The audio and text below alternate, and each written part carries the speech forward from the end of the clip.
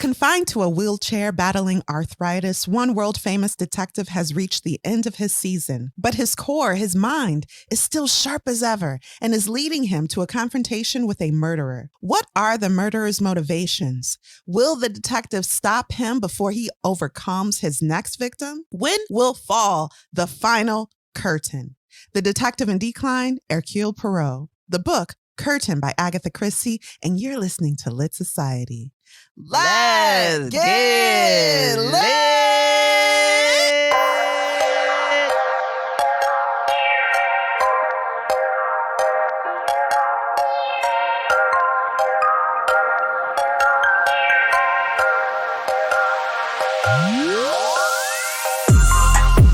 Hey y'all, this is Kari. And this is Alexis. And you're listening to Lit Society, a show about books and drama. Alexis, how you doing? Oh, I'm doing all right. I am. How about you? I'm good. What you do this week? Exciting. Besides leave the house. Readers, if you're a longtime listener of this show, you know Alexis hasn't left the house in 32 years. However, her job said, come COVID or high water, we want you at your desk. Because we don't know you working if we can't see you. So how is it? How is it going back? Oh, well, it was quiet and my new spot, it's just, I got to get used to being in this new spot. But, yeah. So. All right, then. Well, let's move on to our theme of the week. Readers, each week, as you know, we choose a theme to discuss inspired by the book we're reading. This week, our theme is, are you ready, Alexis? Not quite. How to convince someone they've committed a crime. Oh, this is perfect. Go ahead. Girl. Well, this isn't too hard to do. In fact, readers, we're going to give you 2 steps to convince your loved ones that they've committed a crime. And is this just for fun? If you have anyone in your life whose life you'd like to ruin, this is a great way to do it. Law enforcement have been doing it for decades. So we'll get into that.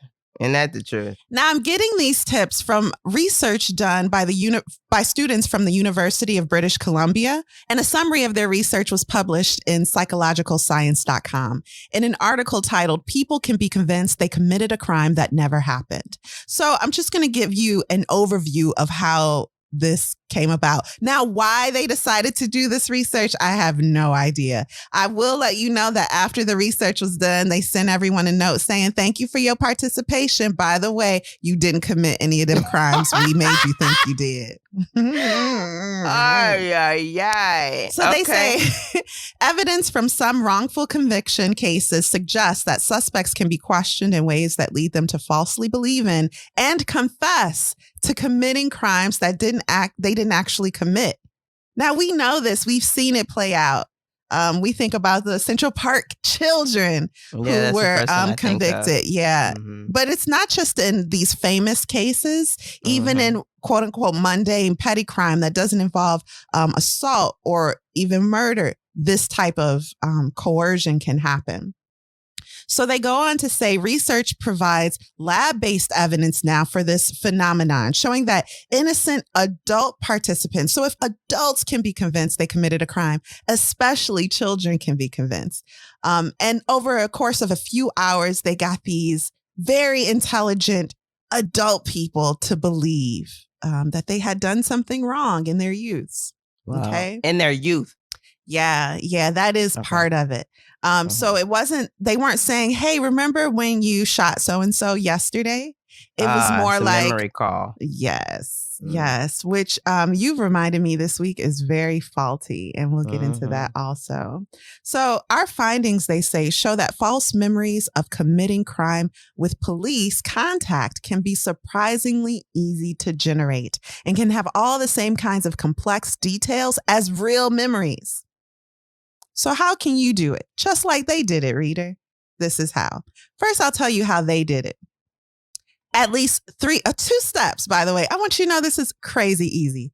Step 1, set aside at least 3 hours of friendly conversation with your victim. whose false memories. Or your friend. Whose false memories you want to create. So at least 3 hours with your friends and family in a conversation where you introduce these false memories. This is like Inception, if you've seen that movie. What this study did, what these students did, was set aside like 3 days spaced apart, 40-minute conversations each. And in the first conversation, they were like, hey, Alexis, how you doing? Nice to meet you. Now we have some information here on you. And then they started talking about things from the subject's youth that actually happened. Like, Alexis, I know that your mama lives on this street. Your sister's so-and-so and so. Is that correct? And you would go, yes, because we're so eager to say, yes, it's the truth. You got it. And then I go, okay. And we have here that, in 11th grade, you threw a stone at an officer and stayed overnight in jail. Do you remember that situation? That's true. So, in real life, that's true. Let me find something Alexis didn't do. Because that's that's no true. problem, Alexis. We ain't got to go back through your thuggish, ruggish past. Alexis, we know you ran into Bodega when you were in 10th grade in a stolen vehicle. Okay. And this is a vehicle you stole from your uncle, so-and-so. And I'll give the real name of your uncle. You stole his vehicle and ran into Bodega or Piggly Wiggly. I can't really remember the details. Do you remember them?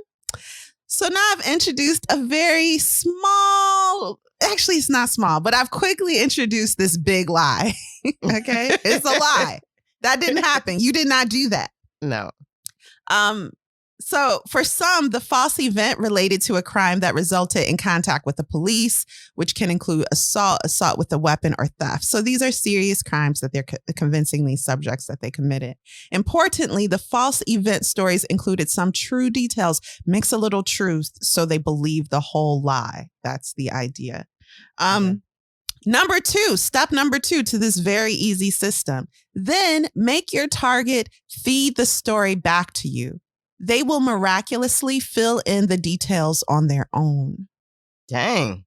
So Alexis isn't going to believe that my terrible story about the Piggly Wiggly or Bodega that you stole a car. But if I casually tell you all these real things and I'm in a position of authority, such as an officer, or in this case, the person running professor or the person running the study, you are more influenced to believe I'm telling you the truth because I'm in a position of authority. Even if you don't necessarily feel like you just trust people in authority, your subconscious can bend to that once they fed you a lot of truth and give you this little bit of lie. So participants in this study were asked to explain what happened in each of their events. When they had difficulty explaining the false event, the interviewer would encourage them. Okay, no problem. It was a long time ago.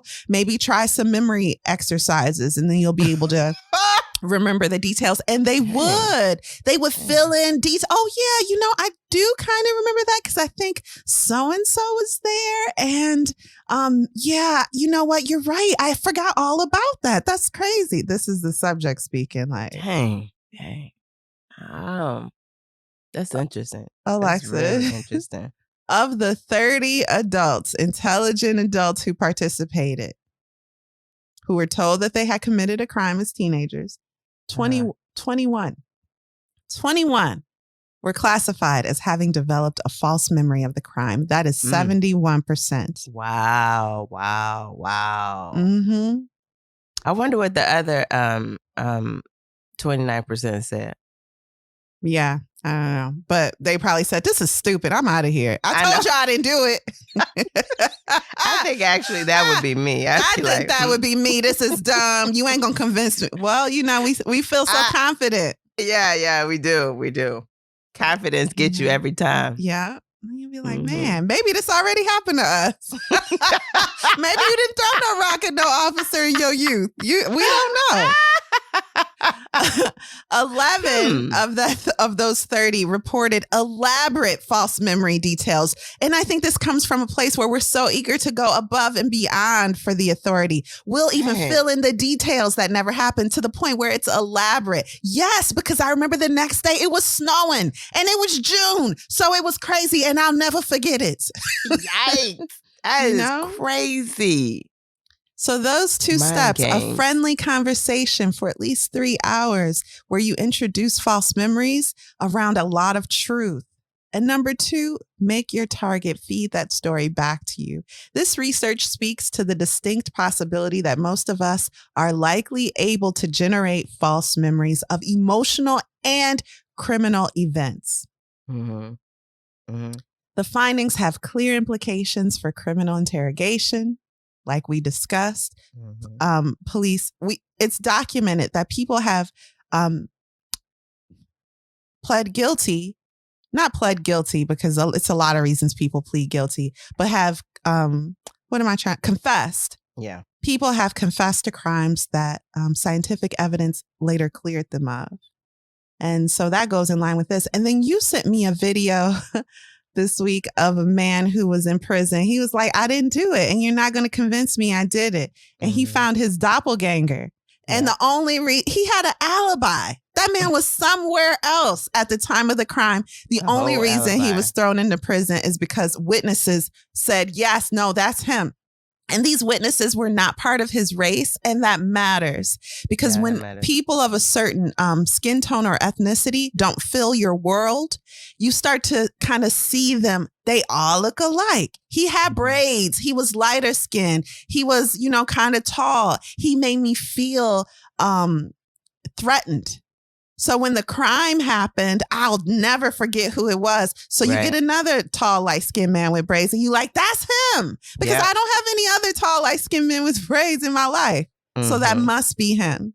Yep. And this man was like, you're not going to convince me it's me. And they threw him in jail and he said, it ain't me. It ain't me. Found his lookalike. He was like, I'm always... Did he say he was confused for this person before? Yep. Mm-hmm. Oh, that's so gross. So they brought the witnesses back and had the doppelganger enter the room. And the witnesses were like, yep, that's him. I told y'all that's him. And they was like, oh, but this isn't him. This is another man. And they was like, oh, well, you know what? I don't know, but it was someone that looked like that. And they said, okay, sir, you are released. They released him that day. Like, go home. Yeah, sorry for wasting years of your life. Years. I think it was like 8 years of his life. Crazy. Mm-hmm. Sad, crazy. Yeah, but this is a real thing. It can really happen. And we are all very easily influenced. So I know I have to be careful about the influences I let in my life because apparently I could be convinced to murder or think I murdered someone. Well, to want to murder, desire. Or to want to murder. Mm-hmm. To want to murder somebody. Very interesting. I love that topic. Yeah. Well, you ready to take a break and we'll move on into our book, Curtain by Agatha Christie? Yeah, let's. All right.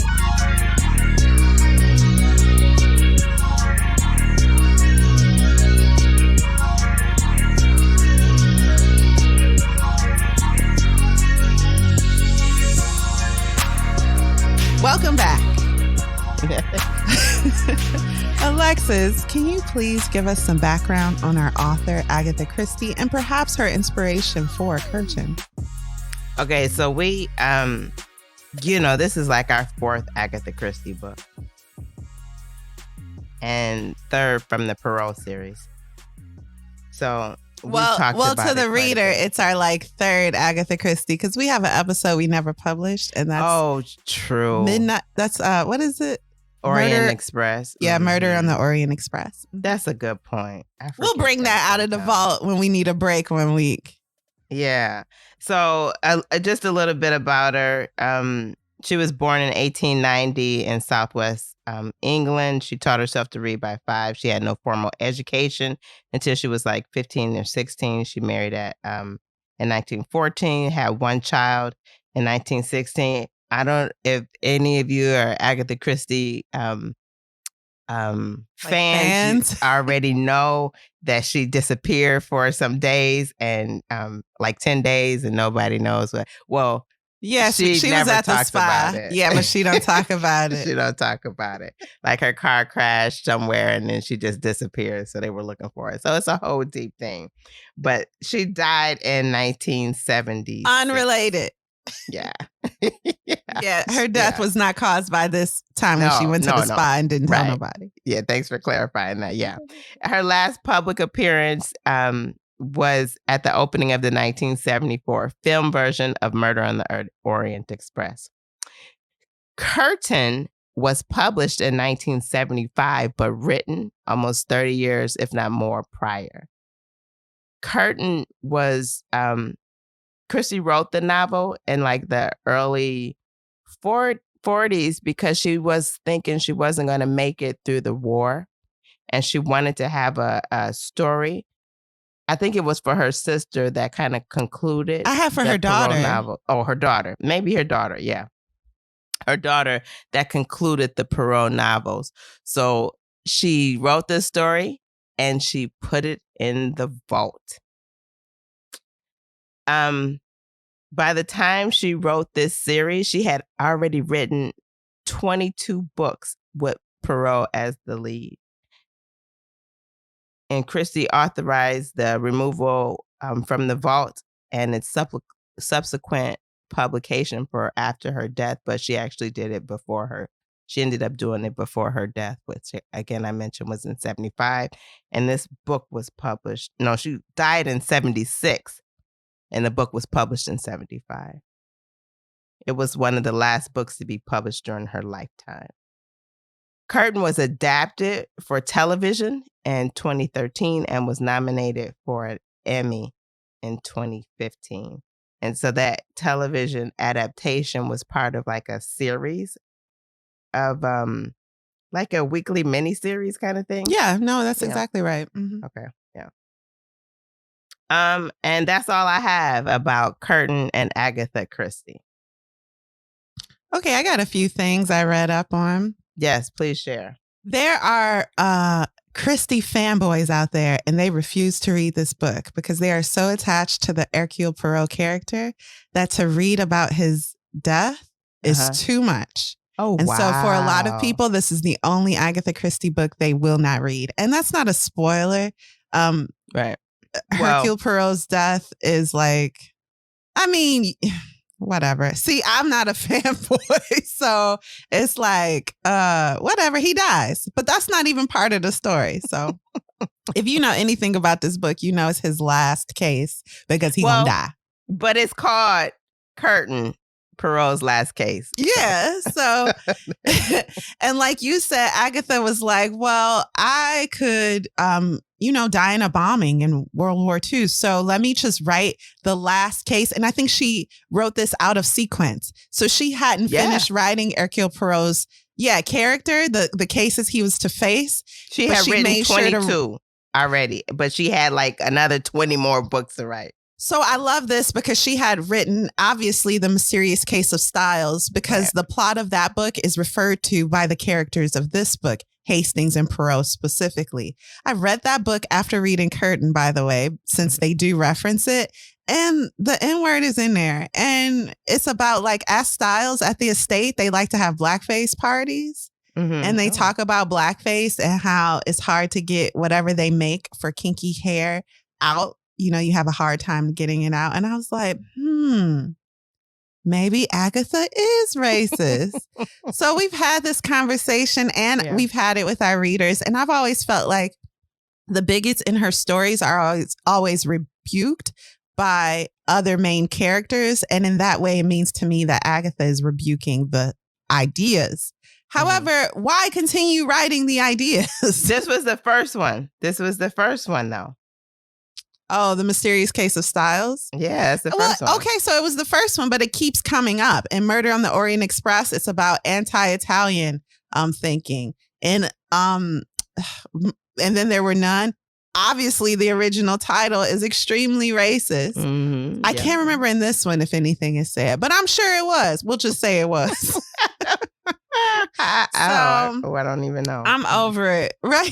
So I can't even remember it because I'm so used to it from Agatha. Oh, it's I'm a racist. Great. But can that not reflect a change in her thinking? The fact that this first one that it doesn't sound like there's any rebuking in the first one, because it's like a party and they like to do this, is what they do. But as stories go on, she rebukes this thinking. Yeah, and in the first instant of this, in the mysterious case of Styles, where the N-word is used, the character saying it is not the most intelligent or respected member of the cast of characters. Mm-hmm. I don't care though. I don't care. I'm tired of it, Agatha. And if this was 2021, I would be, writing you a very long, stern letter on Twitter. But that's fine. Worded tweet. Mm-hmm. So you go now. So see ya. And like you said, yeah, this was published in 1975. It was like the penultimate book published before her demise. Because the last one was that Marple character that people love too, that I know nothing about. Yeah. So yeah.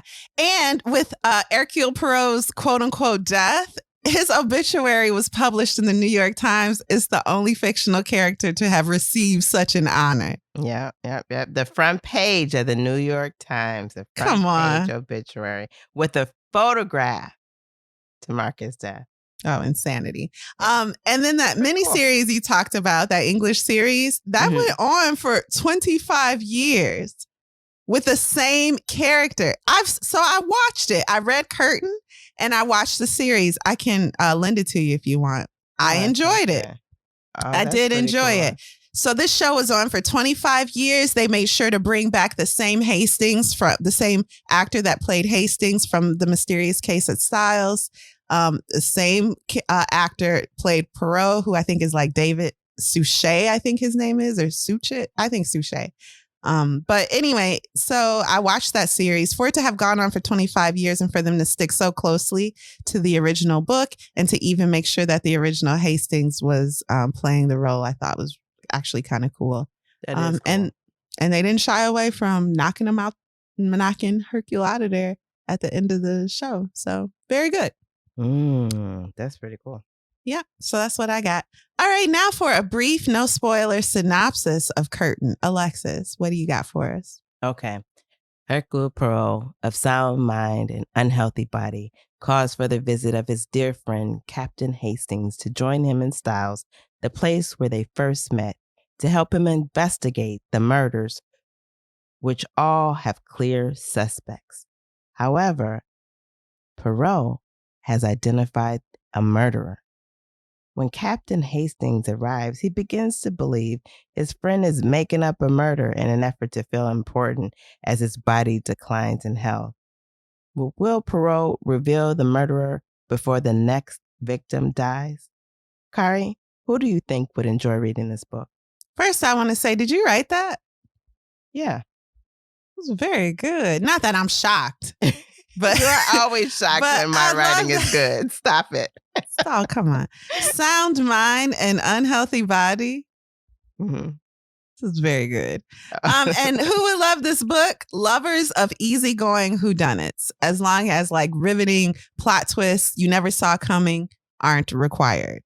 Then you'll love this. It's like, I don't know if you ever been in a water park, which really sounds disgusting these days, but I used to go all the time. And they had these tubes on lazy rivers that you just sit in and float. It's like being in a public bathtub for no reason. That's what this book is. It's a lazy river, public bathtub. And you're just floating in it and things happen and you're like, well, look at there. There are no waves, no tides, no rapid waters. Yeah. Alexis, what were your first thoughts of Curtain? Well, I like the Poirot series, so I was eager to enjoy this this final stage in his life, even though I haven't read, I've only read 2 related to the series. I like this line of story. All right, cool. And now it's time for our deep dive where you're going to develop the plot for us. Will there be spoilers? I'm going to say no spoilers. No maybe spoilers. Mild spoilers. Maybe in the discussion, but I don't think I have many spoilers in the book. Again, I really believe spoilers are relative, but I don't think I have spoilers. So I'm really just going to introduce the story, and I think we're going to have some discussion about, and we're going to have some discussion. This is a new thing we're trying where we don't ruin every book for you. If you hate it or if you love it, let us know on IG and Twitter especially, or Facebook. We'll see it next year if you leave a comment over there. But if you want us to see it today, let us know on IG and Facebook. And Alexis, please take it away. The book begins by reminding us that the narrator, Arthur Hastings, is best friend to Hercule Poirot. See how I did that? He first met him in 1916 at an old friend's large country estate near Styles, St. Mary. Side note, Hastings has been in 8 other Poirot novels and has narrated several others. Hastings received a letter from Poirot inviting him to come visit him in the remodeled estate that's been turned into a guest house. This remodeled country estate that belonged to a former friend.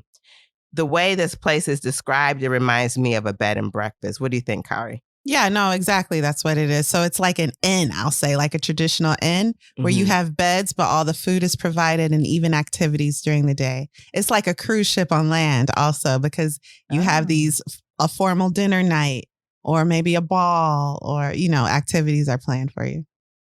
Yeah, I like the way you described that. It's run by a husband and wife team called the Luttrells. Poirot describes her as having a tongue like vinegar, and the husband suffers much from it. Poirot saw an advertising in the paper for the place, and he wanted to relive the past, so he goes and he stays. Then he finds out that a friend of Hastings' daughter is there. It's a baronet. His name is Sir William Boyd Carrington. He's there, and he's inviting his friends, which include his daughter. His friends are Dr. John and Barbara Franklin, and they're going to come for the summer. Dr. Franklin is a research chemist. Hastings' daughter is Dr. Franklin's laboratory assistant. So Poirot wants Hastings to come for the summer and come quickly. Nevertheless, he wrote cheerfully, and does it not intrigue you, my friend, to see the address from which I write? It recalls old memories, does it not? Yes, I am here, at Styles. Figure to yourself, it is now what they call a guest house, run by one of your so-British old colonels, very old-school tie and punah. It is his wife, bien entendu, who makes it pay. She is a good manage, that one, but the tongue like vinegar. And the poor colonel, he suffers much from it. If it were me, I would take a hatchet to her. I saw their advertisement in the paper, and the fancy took me to go once again to the place which first was my home in this country. At my age, one enjoys reliving the past. Then figure to yourself, I find here a gentleman, a baronet, who is a friend of the employer of your daughter. That phrase, it sounds a little like the French exercise, does it not? Immediately I conceive a plan. He wishes to induce the Franklins to come here for the summer. I in turn will persuade you, and we shall be all together, une famille. It will be most agreeable. Therefore, mon cher Hastings, dépêchez-vous. Arrive with the utmost celerity. I have commanded for you a room with bath. It is modernized now, you comprehend, the dear old styles, and disputed the price with Mrs. Colonel Luttrell until I have made an arrangement très bon, mon cher. The Franklins and your charming Judith have been here for some days. It is all arranged, so make no histories. À bientôt. Yours always, Hercule Poirot. Hastings thinks to himself, I'm widowed. My children are grown. I might as well go hang out with my bestie. Yeah, my daughter is there. Yeah, and my daughter is there. Hang out with her too. Yeah, bonus. The last time he saw Poirot, it was nearly a year ago, and he was looking old, almost crippled with arthritis. And he had gone to Egypt. Poirot had gone to Egypt in hopes of improving his health, but it seems it has gotten worse. When Hastings arrives, he sees the Luttrells and immediately gets the tongue like vinegar that Poirot refers to in his letter. He understands it right away because the wife is like, you get them bags. And the husband like, I'll get them. I'll get the bags now. Yes, dear. Yeah. So it's a sad scene. And everyone's like, oh, I almost ate this microphone. This chair with wheels is new for me. Anyway. And everyone's like, oh, why don't you just murder her? We sick of your wife. Oh, that's not funny, but it's funny. Wow. Okay. As Mr. Luttrell takes Hastings to see Poirot, he comes across two of the guests staying in the B&B. Mr. Norton, he's a bird watcher, unassuming guy, but he's there. And he sees him kind of running outside to go look at some birds. You get the feeling right away that you're not supposed to pay too much attention to him. Yep. Immediately. Which always makes me pay attention to people. Oh, really? Okay. Yeah, why are you writing him out of the plots and stuff? What he doing while everybody else doing this? And Sir William Boyd Carrington, which is the friend of the Franklins. The friend of his daughter and the Franklins. Okay. So when Hastings sees Poirot, he's in a wheelchair. He describes him as a thin man. And as we know, Poirot is usually kind of, belly heavy. Thick. A face lined and wrinkled. His mustache and hair were obviously dyed jet black. And Hastings is like, ooh, that's not a good look, friend. But he said it to himself. Wig. Yeah, it looks like you're wearing a wig. Hastings asks Poirot how Poirot is, and he tells him, he said, oh, I'm crippled and twisted. I can't walk. Well, he can still feed himself, but he must be attended to like a baby, put to bed, washed and dressed, but his brain still functions. Poirot then explains to Hastings why he's at Styles. He tells him he is there to hunt down a murderer, and he needs Hastings to serve as his eyes, ears, and feet. So Hastings is invaluable to Poirot. Hastings is surprised by his suggestion because all the people he's seen so far are like, well, these are like regulars. They don't look like any menacing, murdering type people. But Poirot assures him that surprise will be even more reasonable when he meets the other guests. They all seem like very nice people, not like they would be murderer. Other guests include the nurse of Mrs. Franklin. Allerton is a guy in his 40s. He's good looking and he has a reputation for being a womanizer. And then Miss Cole, a woman in her 30s. All, like I said, very nice people, of course, except for the womanizer. But one of them is a murderer, Poirot assures him. And these are quote unquote nice people, but they're all pretty murderous. Like I said, the wife of the owner of the building, of the guest house, is very mean and disrespectful to her husband. Very and emasculating. Everyone's kind of like, oh, I would like push her over a cliff. And then, some people get along, some people don't. But it's always like this conversation like, oh, I could just murder her. They're very English. And that's it's even the English way. Is that the English way? This is for you, my English friend. Is that the English way? Do y'all just like murdering people? It rain a lot there. They just be sitting around thinking of murdering each other. If Agatha is to believe, that's all I got to go on. And a couple of friends. Okay, go ahead. Okay. Poirot assures them one of them is a murderer. Poirot shares with Hastings his summary of facts, if you will. He wants him to read through it. So he reads, there have been 5 murders, okay? The first one is Mr. Etherton. He was married. The first case, I'll say, is Mr. Etherton. He's married. He drinks, does drugs, and has a peculiar and sadistic-like character. His wife is young and attractive. He dies of what is an apparent food poisoning, but the autopsy reveals that it was arsenic poisoning. His wife is held responsible, but gets acquitted because her husband had bad habits and people felt sorry for her. So when she is released from prison, not released, when she is acquitted, her friends shun her, though, even still. She's a murderer. And she ends up taking an overdose of sleeping pills 2 years after the trial. The second case is of an elderly spinster, an invalid and a very difficult person. She was in a lot of pain and she was looked after by her niece. The spinster dies of an overdose of morphine. The niece admits to that it was an error. I've been caring for her and it was just a mistake. It's a horrible, horrible mistake. I killed my aunt. The police, though, think it's deliberate, but they don't have enough evidence to prosecute.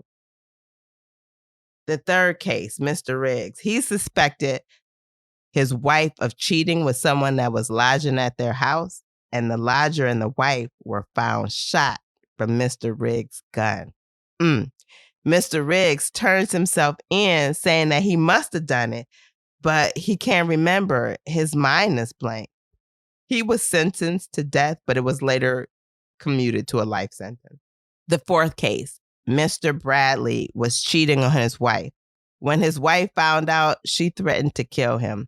He died of potassium cyanide in his beer.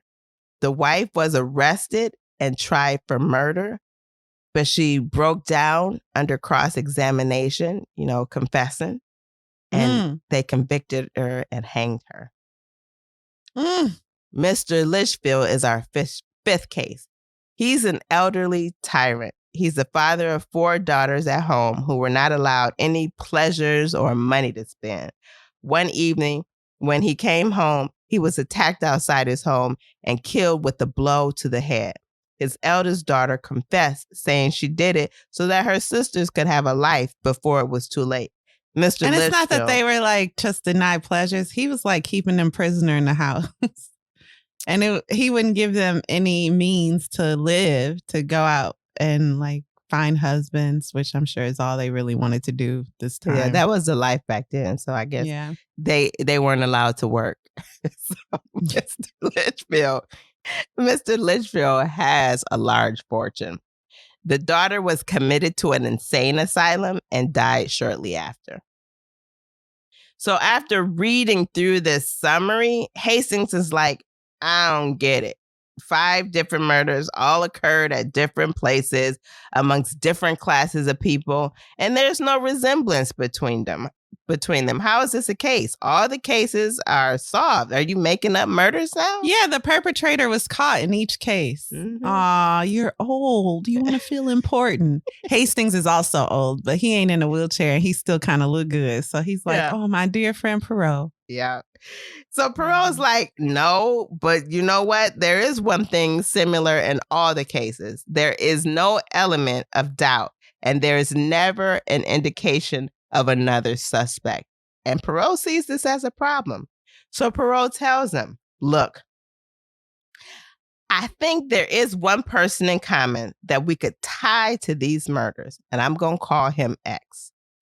Although in none of the cases did X have an apparent motive for the murder of any of the victims, these are all the connections that I find. X was on intimate terms with Etherington, which is his wife poisoned him and she was acquitted because the judge felt sorry for her. Okay, that's one case. And then X lived for a time in the same village as Riggs. Now, Riggs is the one, his wife was cheating on him and he killed the wife and the man she was cheating with, but his mind went blank, so he doesn't remember that. Yeah, he was like, maybe I was drunk. I don't know.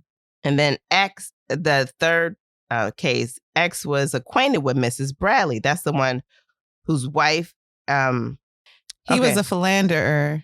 Yeah. And she poisoned his beer. Yeah. So X was acquainted with Mrs. Bradley. Her husband was a cheater. And she was hanged for that. And then he has a snapshot. I think that's what it was he was saying. He has a snapshot of X and the niece who killed her aunt walking together. That's the case where the police didn't have enough evidence to prosecute her. And then finally, X was near the house when Mr. Litchfield died. Now, that's the one where he had the 4 daughters and he was depriving them of the good life. And his eldest daughter killed him. Of any life. Oh, right. Kari said their jobs also. So Poirot tells Hastings X is in this house, and the murder will be committed here shortly. Poirot tells Hastings, it's one thing to catch a murderer, because Hastings is like, well, you could just catch the murderer. It'll be that easy. You're great at this. This is what you do. Do your job. Poirot tells Hastings, it's one thing to catch a murderer, but it's another thing to stop a murder. Listen, here's why. I could warn the victim, but it's hard to warn a victim or convince a victim that they're going to be killed by someone they're close to. That's not easy to do. The second thing... He don't know who the victim... Oh, so go ahead. No, go ahead. He don't even know who the victim is going to be. He just knows that there's a murderer. There's a murderer who is somehow involved with all of these murders, and they're here. Yeah. Amongst the guests as Styles. Yep. And 2, he could warn the murderer, but murderers are like too conceited. He said he's warned murderers before, but the murderer was determined to kill. So that's not the answer. And number 3, catch the murderer at the exact moment. That's a difficult and delicate job. Can you imagine walking up on a murderer and be like, aha, got you. Knife in hand? Nah, that ain't easy, because you could die too, right? Right. Okay. So, Kari, what do you think is the next question Hastings asks? Well, I read the book. Hastings is like, go ahead. No, I want to know what you think was the natural next question that Hastings would ask after hearing all of this. So who's going to get murdered? Actually, who is X or the purported murderer? Sorry, wait, let me do that again. Okay, I'll do it. Okay. Kari, so who do you think is the next question? Wait a minute. No, it's okay. You said it fine. Oh, okay. Who is X? Right. But guess what? Poirot refused to tell Hastings. But Poirot did know. But he was like, Hastings, you don't have a poker face, so I can't tell you nothing. Hastings like, hey, I play poker. And Poirot is like, and you lose every time. Every time. He said every time. Well, not me. You lose every time. And Hastings like, well, I do be losing. His friend is so honest with him. It's a very special relationship. So there are some possible victims. And as Kari said, the first and number 1 victim is the Luttrell wife. She publicly emasculates her husband, and nobody likes it. It makes everyone uncomfortable. You've been around couples like this? Yes, and it's so uncomfortable. I don't like it at all. I mean, nobody does. It's not just me. No one does. It's just like really uncomfortable. And then there's this case, a possible victim. Hastings' daughter appears to be involved in a situation with Allerton, and everybody knows he's a womanizer. Hastings don't like that at all. Now, how did Hastings get put in there? Well, that's his daughter. You want to care for your children. Yeah, this daughter we keep mentioning, just to be clear, is not Hercule Poirot's daughter, because he don't have kids. It's Hastings' daughter. Right. And another situation is the Franklins, okay? The wife is sickly. Now, that's the Dr. Franklin and his wife. The wife is sickly. They call her an invalid in the book. She never wants to do anything. She's exhausted. Everything exhausts her. She only want to do the things she wants to do, like go shopping and stuff. Mm-hmm. And then when they be like, hey, can you pass me the remote? She'll be like, oh, my arms. Yeah. The husband is always working in the laboratory with this beautiful young assistant. Hastings' daughter. Yeah. Mrs. Franklin is... And that's when I was like, Hastings' daughter did it. Yeah, right? Mrs. Franklin is old friends. Remember Sir William Boyd Carrington? I didn't give you much detail about him because, I didn't have any. Anyway, he's like 15 years older than her, but they were friends like years, and he's like in love with Mrs. Franklin. And so he like kind of takes her out. He don't think Mr. Franklin treats her well. He doesn't kind of yield to her needs. He thinks that Mrs. Franklin would be better as his wife.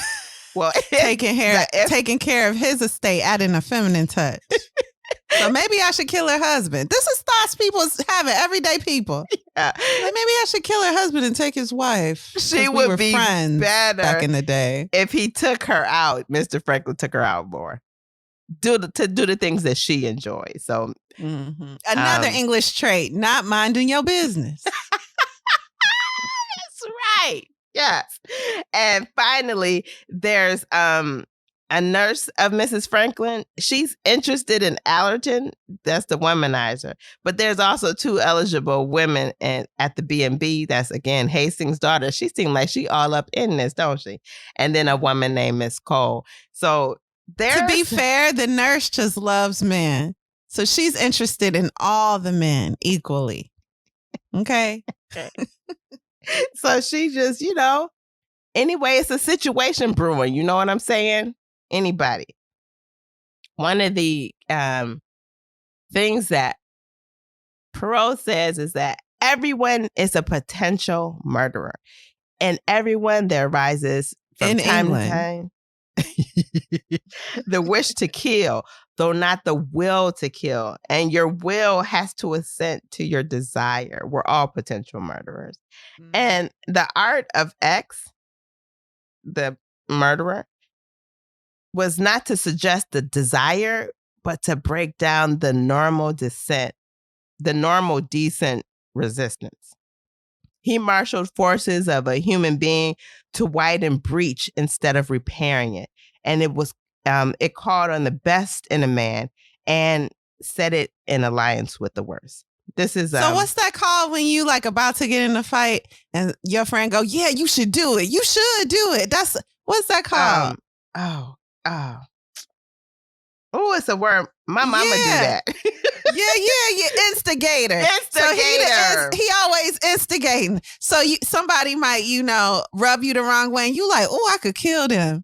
Because you English and this is just something you say. You don't really mean it. He the one that'll be like, yeah, you should kill him. It's so interesting because he was like, what? Children be like, he gave an example that children say, I would kill that this example cat. Was wild. I was like, no. I never heard that before. Where did you get that I'm telling you, I think this is just in this part of the world. Perot gave the example to show how we all have murder in us, that a child might get angry at a cat for scratching it. So the child kills the cat. But then the child's like, man, I really love that cat. I'm sad I killed it. And I said, where the kids just be killing cats? Who is these children? Where is this happening? Please explain this to me. Well, okay. So in the English countryside. Apparently. So I think Harry and Meghan tried to tell y'all. Go ahead. So, Kari, now I think I set the scene. What do you think? Do you think I need to include anything else before we go into questions? Okay, there is a back and forth between Hastings and Perot where Perot's like, look, I'm sickly. I'm in this wheelchair. I need you to be my eyes, ears, and legs. And you explained that. But Perot is trying to convince Hastings he needs to do whatever it takes to catch this murder, including, quietly following people, looking through peepholes. And Hastings like, I'm not going to look through no peephole. Get on my knees and look through a peephole. I'm a gentleman. At once, I grasped the essential point and realized what a fool I had been not to see it sooner. I see, I said. I've got to look around for somebody who answers to those requirements. The potential victim. Perot leaned back with a sigh. Finn, I am very tired. Sing cutters to me. You understand your job now. You are active. You can get about. You can follow people about, talk to them, spy upon them unobserved. I nearly uttered an indignant protest, but quelled it. It was too old an argument. You can listen to conversations. You have knees that will bend and permit you to kneel and look through keyholes. I will not look through keyholes, I interrupted hotly. Perot closed his eyes. Very well then. You will not look through keyholes. You will remain the English gentleman, and someone will be killed. It does not matter that honor comes first with an Englishman. Your honor is more important than somebody else's life, Ben. It is understood. No, but dash it up, Perot. Perot said coldly. Send cutters to me. Go away. You are obstinate and extremely stupid, and I wish that there was someone else whom I could trust. But I suppose I shall have to put up with you and your absurd ideas of fair play. Since you cannot use your great cells as you do not possess them, At any rate, use your eyes, your ears, and your nose, if need be, insofar as the dictates of honor allow. Okay, so why don't we take a quick break and then kind of discuss some of the some questions? Is that a good idea? Okay, sure, yeah. All right.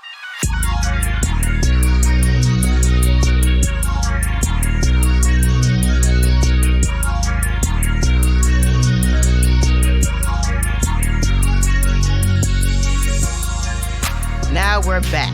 Questions for you, Akari. Yes. Do you think Poirot gives a good reason for not telling Hastings all he knows?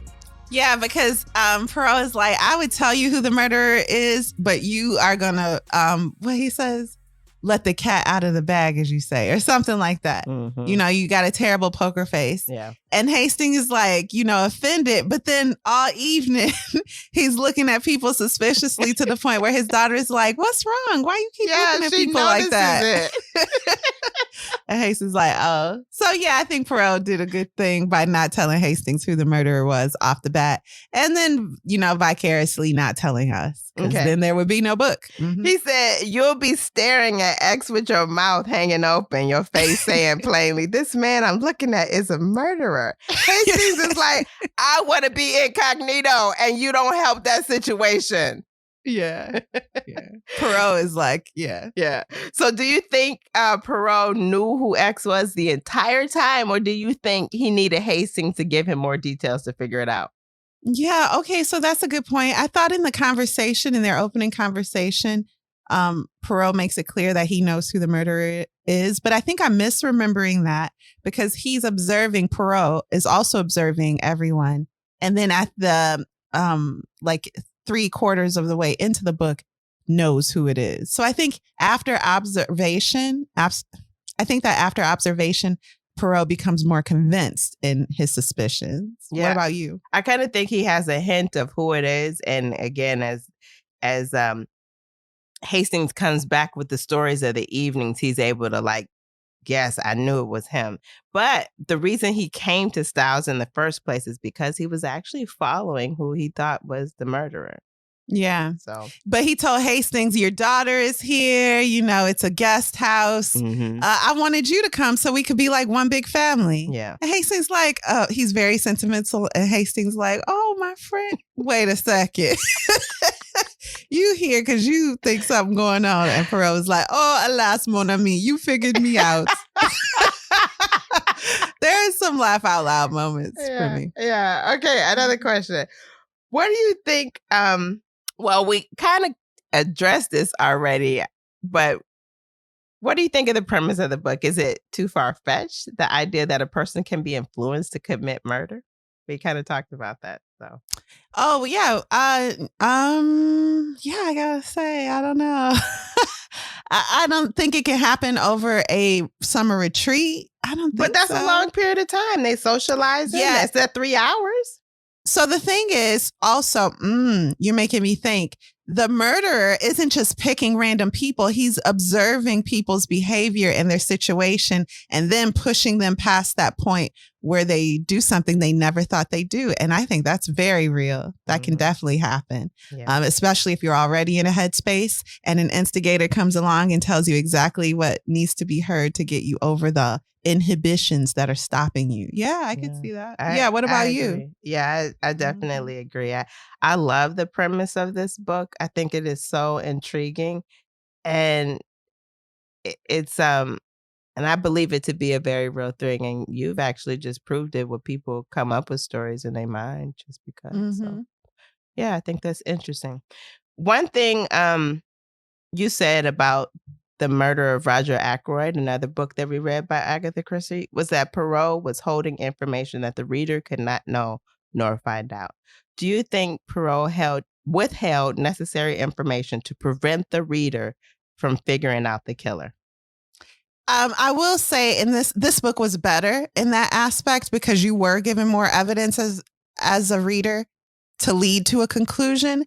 But I would have liked to spend a little more time with the perp and hear him say a little. Now, there is a situation with Hastings and Hastings' daughter that I thought was set up really well, where you could suspect the perp in that situation. Ooh. But as far as the wife and her old childhood friend who's trying to steal her from her husband.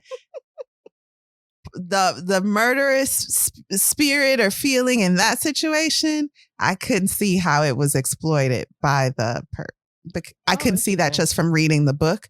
When Poirot explained it, I was like, okay, but I didn't see that in the book.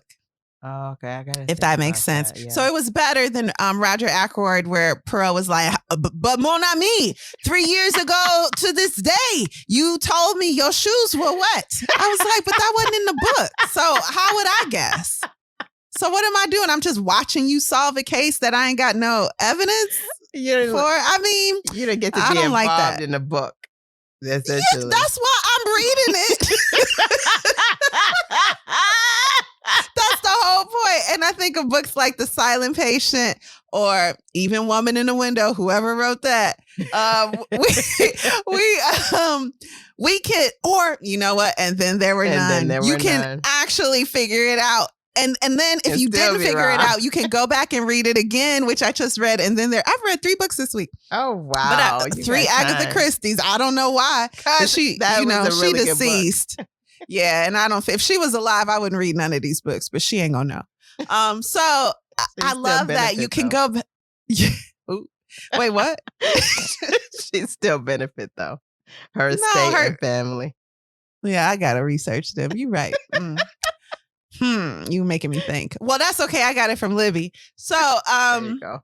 I felt like reading it again. I'm like, oh yeah, I see now how he's obviously the murderer. She, whatever. That person is obviously the murderer. Great job inserting that bit in here. And this book had a little more of that than the murder of Roger Ackroyd, but it was still lacking in a few bits. How did you feel? That doesn't bother you though, right? No, it doesn't bother me. You can just be a spectator. I am very good at just watching. I can watch the book. Yes. Read the words, watch the book. Tell me what happens. Just show me. Yeah. So I'm okay with that. That was pretty cool.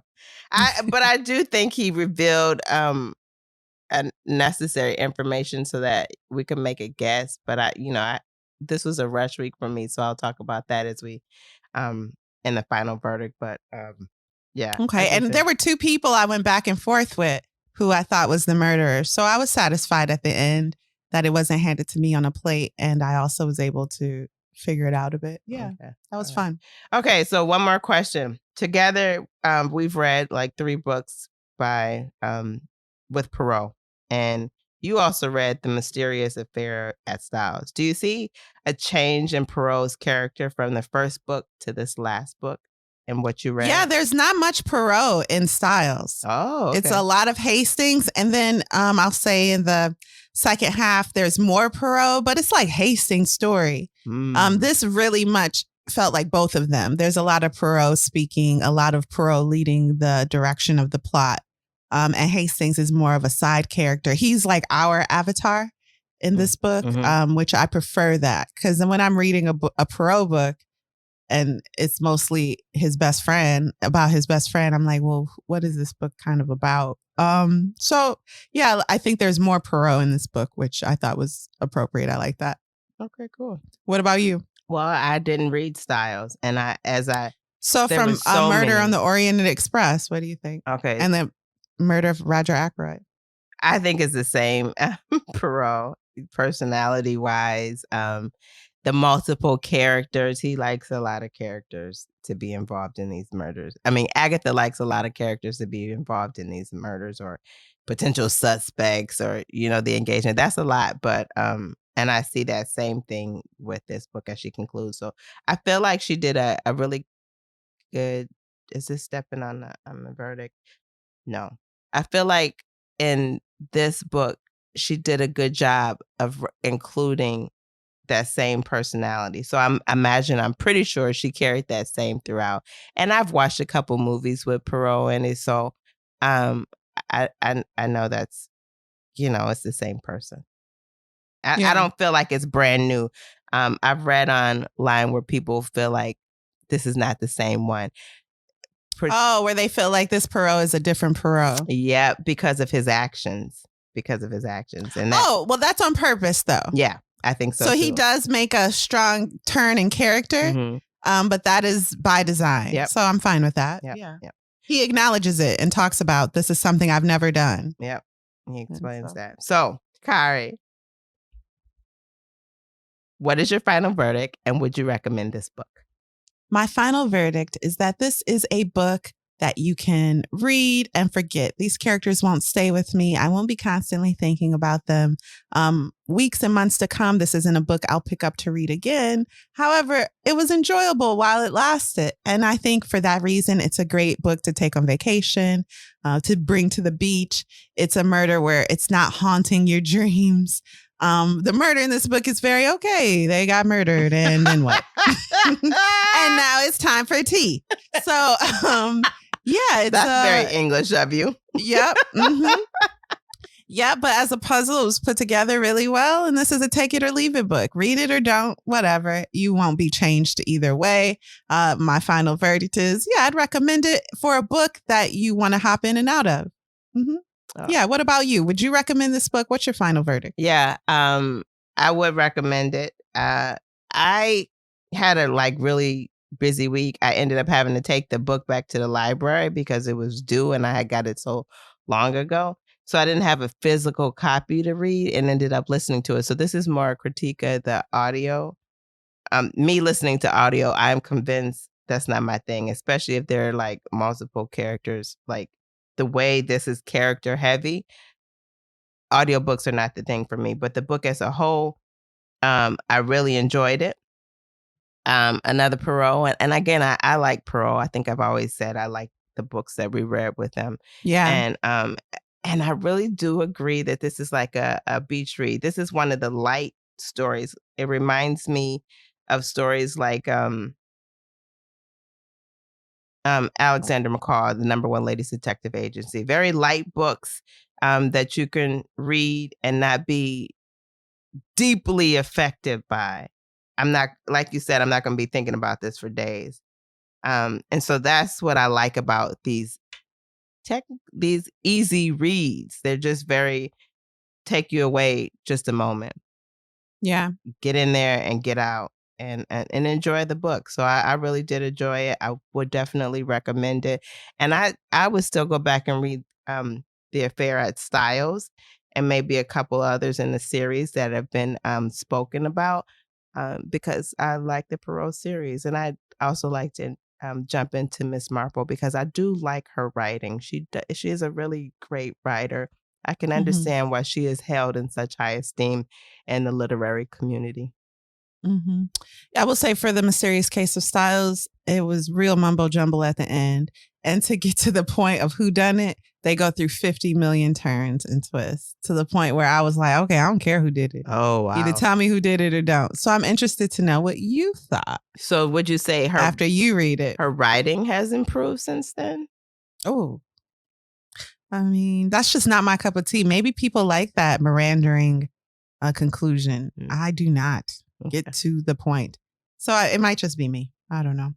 So, Alexis, what are we reading next week?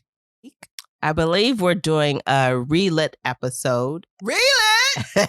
Of Animal Farm. Lit. You know, a favorite of mine. Yes, Animal Farm from season 1. We are revisiting that with maybe a little bit of commentary looking back on it. You know, we might have some thoughts. So that'll be fun. Stay tuned next week. We will be somewhere else having a great time, but we're giving you an episode to enjoy. All right. And thank you for listening to Lit Society, you guys. We'll see you next Thursday. Lit Society is brought to you by Alexis Honoria and Kari Herrera. Support the cause by leaving a 5-star review for our show on Apple Podcasts, along with a comment about why you absolutely love us. We love you too. If you've enjoyed what you just heard, and you have, tell a friend about Lit Society. Visit litsocietypod.com for show notes, this month's book list, next month's book list, and even August book list, so you can read ahead. Yeah, we're going to start. I think the next list we publish will be through the end of the year, maybe. Yeah, we'll see. So. Yeah, you can also visit our website, again, litsocietypod.com, to sign up for our amazing email newsletter, which I haven't created or published in a couple months, but I'm going to do that. And until next time, readers, read something.